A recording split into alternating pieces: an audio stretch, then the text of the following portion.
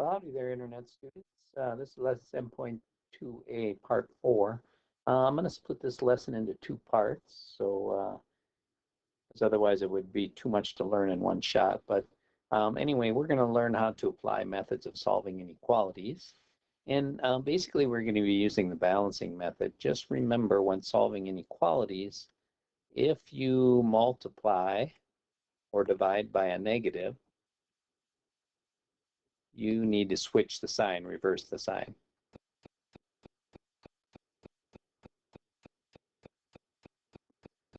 So we'll just put a little note here, reverses the sign.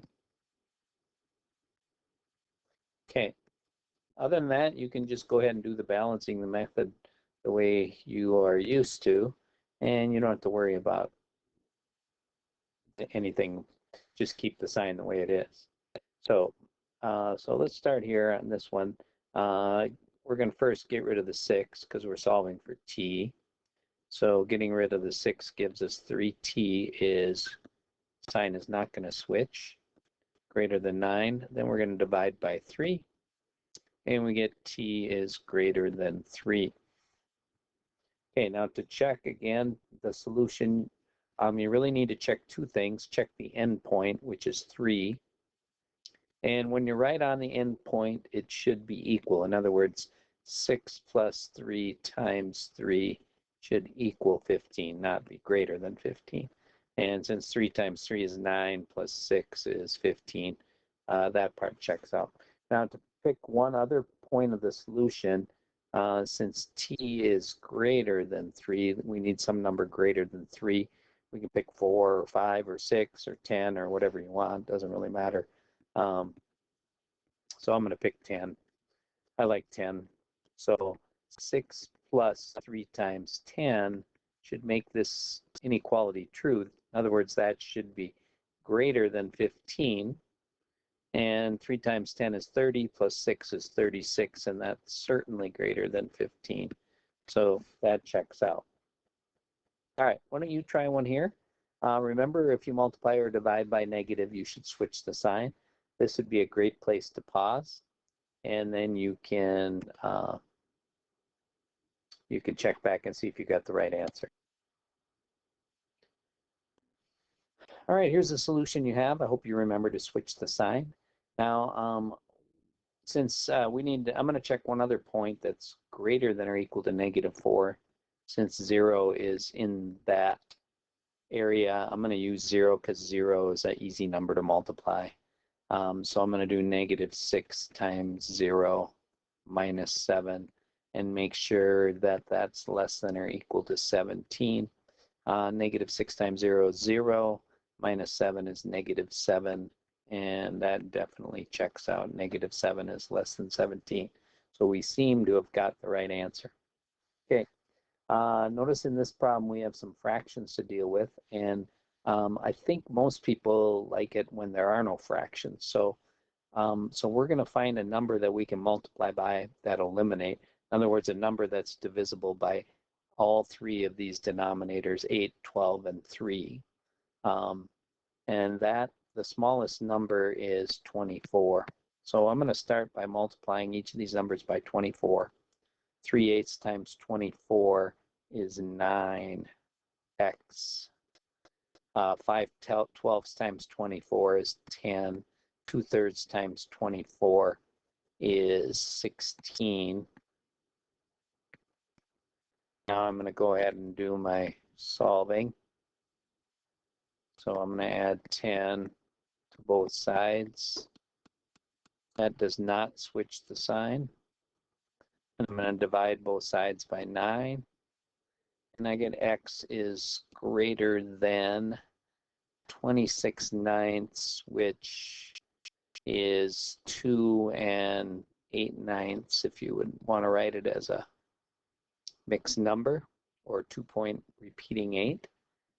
Checking the end point of the solution, I'm going to just use the 26/9. So 3/8 times 26/9 minus 5/12 is greater than Well, actually, we want to check to make sure it's equal to 2/3 if we got the right endpoint.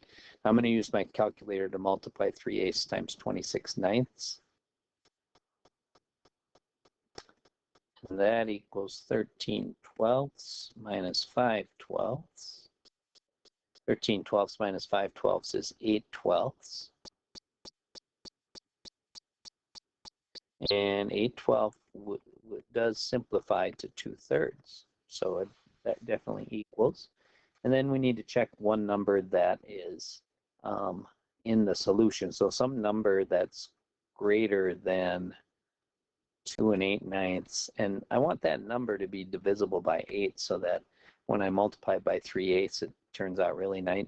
So I'm going to use x equals 8. And then, so 3/8 times 8 minus 5/12. We need that to be greater than 2/3. Let's see if it is. So 3/8 times 8 is equal to 3 minus 5/12. And 3 minus 5/12 is 2 and 7/12. And that's definitely bigger than 2/3. So yeah, that checks. All right. I'm going to do this one on tomorrow's lesson. Oops, I think I skipped one. Let's go back and check. I think there was one more on this page, wasn't there?